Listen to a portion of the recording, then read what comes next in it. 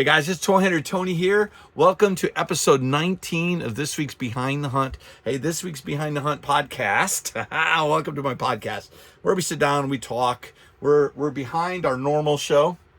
And I turn around and I focus on some of the cool stuff that we are going to see in an upcoming episode. Episode 246, we're going to feature a whole slew of the new Ultimate X-Men.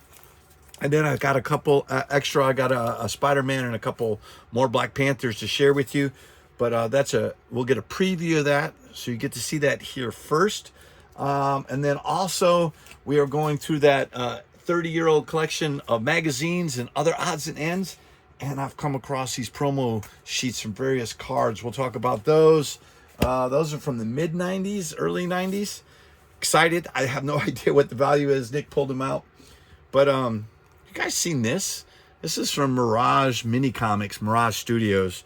It's got a turtle story in here, and then it's got, what's this one back here? Casey Jones, Private Eye by Eastman and Laird. So that's pretty cool. It's something I haven't seen in a very long time. But I've got some other stuff we'll go through. But this week, holy crap, we got back. We went to Silva for a college visit for my son, my youngest, Jackie, and we got to see Western Carolina University. So I got to see my parents, my sister, my nephew, my brother, and sister-in-law, my two lovely nieces, my parents, mom and dad. Hey, everybody. Had a good time. It was really weird seeing stuff from here, you can see the vortex. It kills me, right? You go through there and the store, the shell is still there, but I don't know if it's going to survive this enlarging of the road that's going through town, from the college through town to the freeway. It'll be sad to see that dwelling go, but a lot of good memories. Plus, I ran into some pictures of Adam when he was, a teenager. He's getting his hair braided. I'm not going to post those. I'll let Adam post those, but it was pretty cool. So I get this little like memory lane from my comic book store back early '90s. But before I do all this cool stuff, we did go see Dune 2. I know we talked about it before. That was beautiful. That was gorgeous. It's setting up for a future Dune movie, maybe part 3. I know that they talked about 2 parts being filmed, but I guess if it makes enough money, going to continue that story. I can't wait. And then we're excited. We're getting, look at this, all kinds of stuff. So if you go out to the Walmart and Targets, and Shimu is a short pack. Out of 34 possible figures, there were 6 of these, so there's 40 total. Shimu is hard to find in this figure. I haven't seen it in a large figure. Don't know if it exists, but there is a 2-pack. I think that is a Walmart exclusive. If you see that, I recommend getting it. And then all the toys, the little metal toys for Godzilla, it is short. It is a very short pack. So if you find Shimu in any of these toy lines, it is a more scarce figure. Obviously, King Kong, I think, has made the most. A lot of Godzilla, some of the evil ape. What? I don't know. I forgot his name already. Oh, it's on the back here. Hang on. Scar King. Yeah, it's right there. But Jackie was upset because these figures are showing a battle-damaged. Oh, you can't see my eyes. Battle-damaged outfit. It's like, the toys waited to come out right before the movie so they don't spoil anything.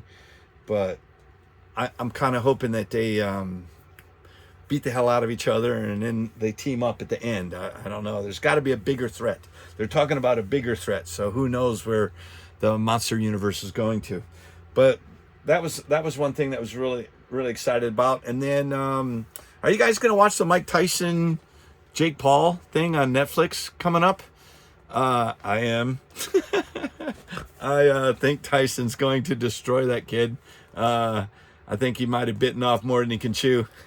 I know you can't kick a dog while it's down, but you sure can let a sleeping log lie. I don't know how that goes. Nick's in the house. How you doing, baby? We've ran out. We've ran out of comic books and boards. We've ran out of magazine bags and boards, and we ran out of Treasury Edition bags and boards. So, production-wise, we have slowed down. We still got videos to film, so we'll get to those.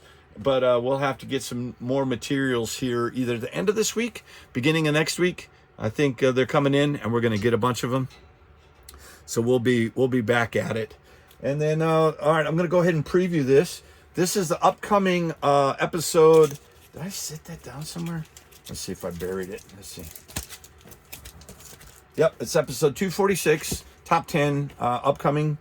We're going to feature Ultimate X-Men, and we'll go right through them. So I had... This is, you guys go to your comic book stores, and you get them in stacks, and you put them in.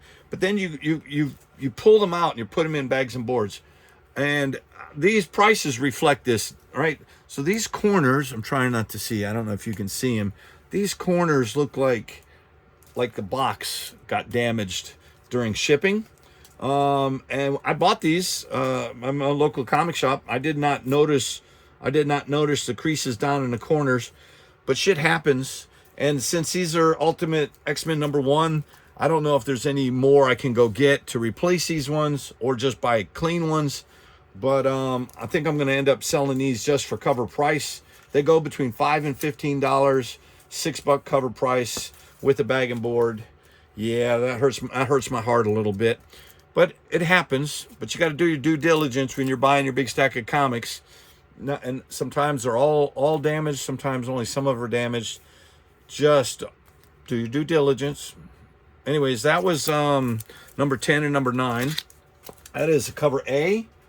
That is I can't remember her name. Hisaka, I don't know. But May Storm. So these two characters, they've appeared before, but this is the new Ultimate versions of them. So technically, first cover appearances, first interior appearance. May Storm doesn't appear in the first issue. I think she comes in the second issue. But I did read it. I love Peach Momoko's artwork, and the storyline is pretty cool. It's more of a horror story. There's a young man, there's a Shadow King in there, first appearance of him. But it's pretty cool. Yeah, I don't want to spoil it. But this is what is it? Number 10, number 9. This is number 8. I got 2 of these Betsy Cola cover D variants. $8 still. And then also we got another Peach Momoko cover G. These are cool covers. I like that one. Little bit different than what you would normally be used to for a big flashy superhero. It's pretty cool. You're dealing with middle school, right? I think. So what are they? 12, 13, somewhere in there. So they're just getting their powers. This is a cover B by In-Huk Lee. You can get that one for $10. Goes between 8 and 12. And then I like this one. There's a lot of these covers. This is cover E by Dyke Ruan, and $8 to $12 also. Nice. And then we get to the 1 in 10 variant. It is $8 to $12. Cover P by Momoko design variant. That is a ratio book. 8 to 10, 8 to 12, $10. And you guys do know, if you are a subscriber to our channel, any of these items you get 10% off.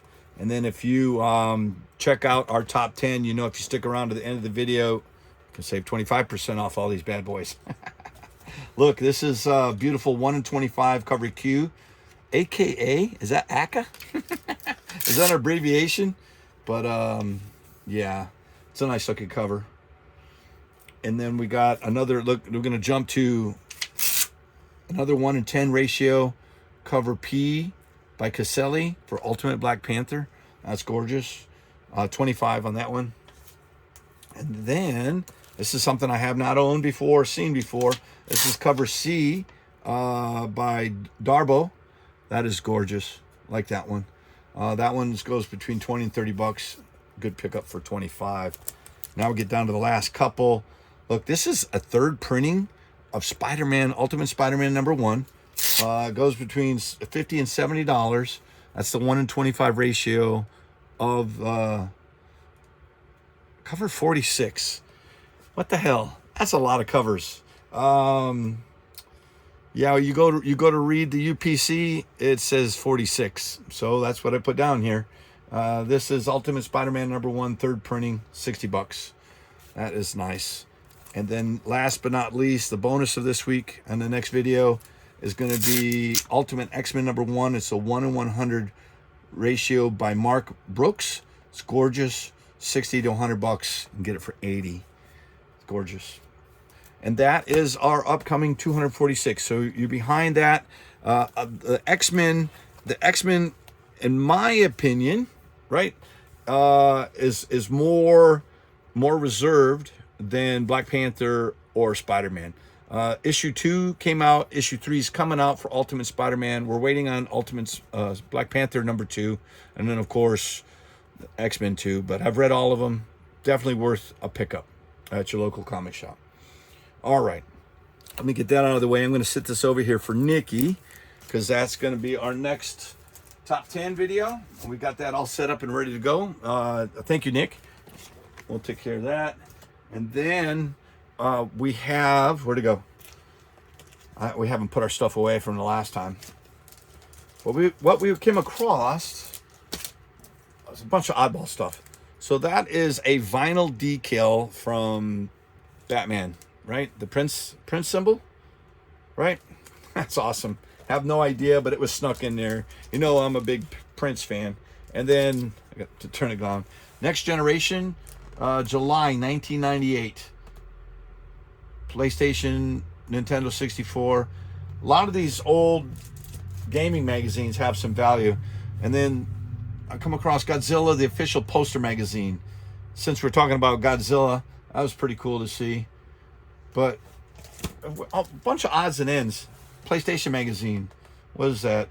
July 98, issue 11. Crazy. Mortal Kombat 4. You guys PlayStation or you Xbox?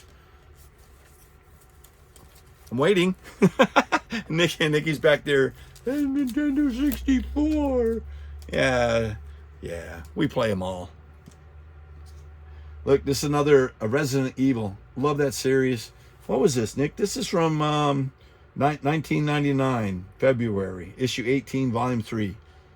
Pretty nice. And then we came across Wizard exclusive. Not bad condition. Dawn. Love that work. Yeah, it's awesome. And then these were weird. There were oversized Magic the Gathering cards, Nick. That was before your time. But Chaos Orb. This is, it's got the original print date from 97. Silver Dragon. Nice. I can't remember if these were, I don't know what the hell they came from. Please tell me down in the comments if you've seen them or know where the hell those come from. I got to play some Modern. Josh stayed over. We played late in the lobby of the hotel. We got to play some, 4 games, Josh? Did you kick my ass or was it 50-50? Didn't matter. They're both his decks. They were good decks. Teferi. Yeah, I don't like that guy. And then I got the artifact deck, like the hammer deck. That was pretty cool. But I know there's a bunch of cards in here, so it was weird having these inside. But look, this is Flair Ultra Spider-Man Premier Edition. It's one of those. I can't even speak, Nick. I'm just look. The artwork's gorgeous. So it looks like these 3 sit together to fill out a 9-page, but I don't remember them all together. Pretty nice. But that's a promo sheet. I got to open it up. I don't know what year that is. But it's really cool. That's what the back looks like. It is from 95. They have some value to them. I mean, that's the actual cards. But then we've got Marvel Metal Can you see that? It's not too shiny, right? Pretty cool. Mid-90s also. Gold foil. I gotta see.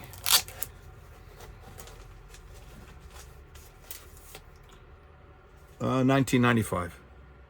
Pretty nice. Like it. Shiny. We were real big on the collecting, the cards. We had books of them. We sold singles. I've got to have maybe 15, 20 binders back here to the right, but it's in the back right section. We cleaned out the left section, so we came across the promo stuff, but I've got binders full of these cards. This one's pretty cool. Did I already show this one? Oh, look at that. That's a 4-card promo. Different ones. Fleer. Not bad. I didn't realize that. Thought of something different. Just a different promotion. And then look, inaugural Universe, Marvel Universe 1994, ships June 1994. Those are gorgeous. That box, I think I showed you guys that box. I have a unopened box of Flair in here. It's like $750. It's crazy, those cards. But that's a pretty cool promo sheet. I don't remember that one at all. And then this one, look at that. Marvel cards, just the regular Marvel cards from Marvel Universe 1994, exploding into August. Venom, Beast, Daredevil, Thanos. You know we love Thanos here. That's gorgeous. I like those cards. And then I put an extra one in the back so you can see what the back looked like. New Dimensions of Marvel card technology, power ratings. Pretty cool. And then we get down to some loose stuff. I got one more. Fleer Ultra MTV animation featuring, my goodness, I like this one. There's the Mac. Oh, I'm flipping you off. There's Max. And then bunch of, what are those guys called? There's a bunch of weird things. Beavis and Butthead. I know that's one of them, but I don't know what the grunt was. More Max, the head, grunt, the head. I don't remember that. I don't know what year that is either. It's got to be the same time frame, right? June 95. Well, there's the theme. These guys are all around that time frame. And then this one, Mirage Comics. This is from 1989, sorry. And it's got all these little mini comic books in there. Dead Biker and Gutsucker by Jim Lawson, Melting Pot by Eastman and Eric Talbot. And then you got Atlantic City Paradise by Stephen Murphy and Stephen Levange and Dan Berger. You got A Forgotten Teenage Mutant Ninja Turtle Adventure by Dan Claren, Michael Dooney, Dan Berger. Reflections on a Metal Face by Michael Dooney. The Fraying Weave by Stephen Murphy. Mobile by Michael Zulli and Stephen Murphy. And Little Tiny Comics by Rick Veit. That ought to be cool. Lasagna Loves by Mark Martin. Bush Babies by Mark Bode. Casey Jones, Private Eye, Kevin Eastman, Peter Laird. Those are the original guys that did the Turtles. Tyrannosaurs by Steve Bissett and Peter Laird. And then Commandosaurs by Peter Laird and Steve Bissett. 1989. Pretty cool. $11.95 cover price from then. That was it, right? Oh, no, we got some other cool stuff. So this is just random stuff when you find in here. So I think this was a giveaway pack maybe, or something. I don't know why we pre-packed this, but I don't know what's in here.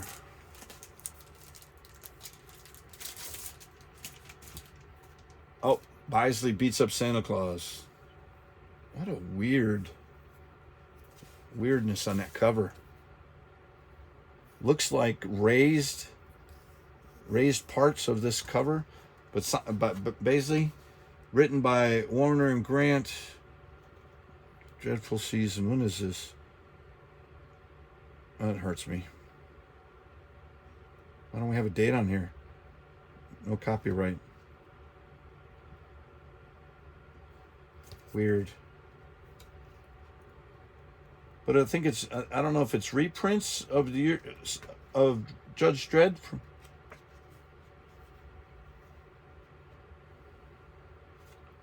Pretty cool. Have no idea. Oh, Death's Head, 9 of 12. And then, that's crazy, Incomplete Death's Head. Metropolis AD and One Will Die, book 2 of 3. I haven't seen that. Epic. And then the last one is Deathmate Silver. I mean, I see these. This is Marvel Universe, not Marvel, but Valiant Universe, and then Image crossover. This was so much.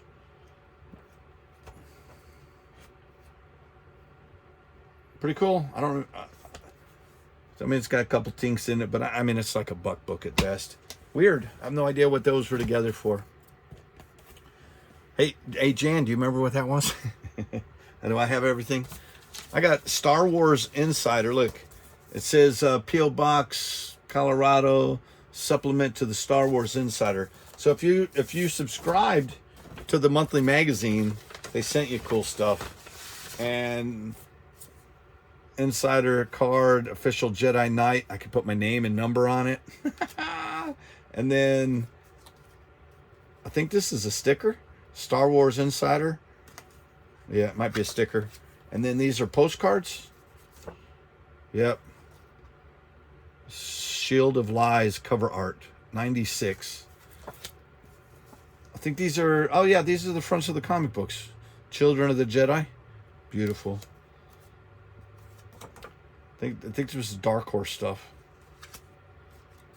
Pretty cool. I don't know. I mean, these are kind of beat up.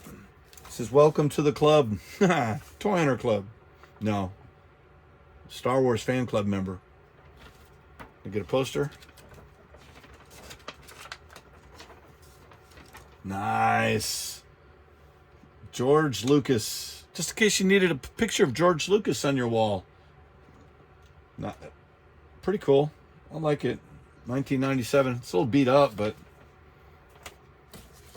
have no idea it survived this long. Pretty cool. And then we'll get down to the last couple things that we got out of here was Fleer 95. That is the foil, my goodness, premiere edition of Mighty Morphin Power Rangers. Crazy. And then this looked cool. I don't know how well it did. Casper Fleer Ultra in May. It's from the movie. That one's a little beat up. Oh, look at this. Did you guys ever play Abe's Odyssey? This is Abe's Exodus. It's a sequel, but it's a walkthrough. And it talks about all the different places to go down. What's funny is I played the first Abe's Odyssey. In the very first screen, there's a tunnel. You walk past the tunnel and you go play the game. And then at the end of the game, it says you only have like 82% complete. I'm like, I went back and I played it a couple of times. What I did not know is on the very first screen, that barrel was an entrance to a lower realm. So all these years, I only played 3/4 of the game. There was a whole bunch of other levels of Abe's Odyssey. And Abe's Exodus, that was pretty good too. I don't think I finished this one either. And I got this book because I was having trouble. You know how it is. It's your cheat books. That way you can get all the cool stuff. But look at that. Tomb Raider. Man, Tomb Raider 3. It's hard. You go back. Oh, they're sexy. But you go back and shows you all the cool places. There's a leap of faith in that game where you stand at the edge of abyss and there's this big open underground cavern, and that's where I quit playing it, because what I did not know, kind of like Indiana Jones, there was a walkway that was invisible. It looked like the surroundings, and they threw sand on it so that it had changed the surface, so it looked like a pathway. Same thing with this game is you had to take a leap of faith, and really there was an invisible walkway across. And I never finished that game until I got this book and it showed me where that invisible walkway was.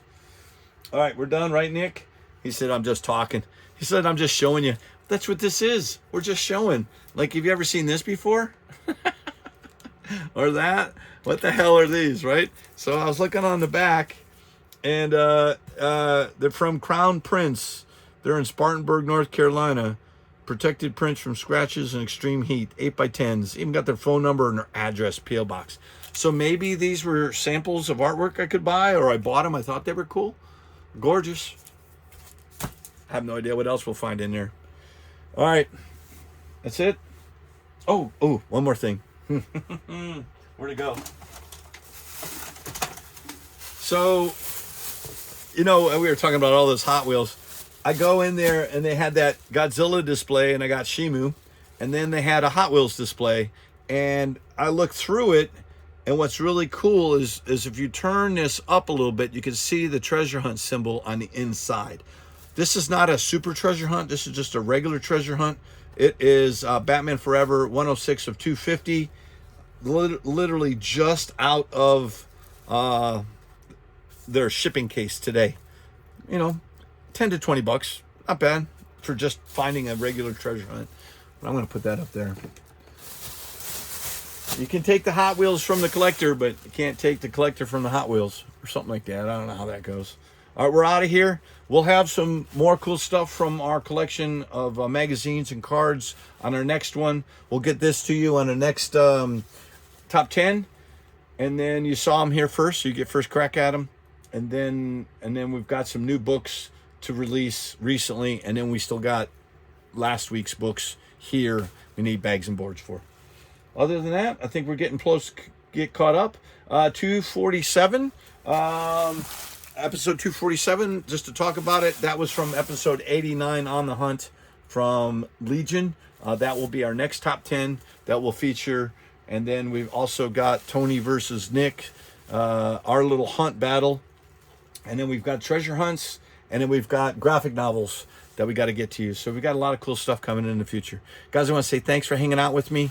Leave your names down in the comments. Ask a question. Interact with me. It'll either be me or Nick.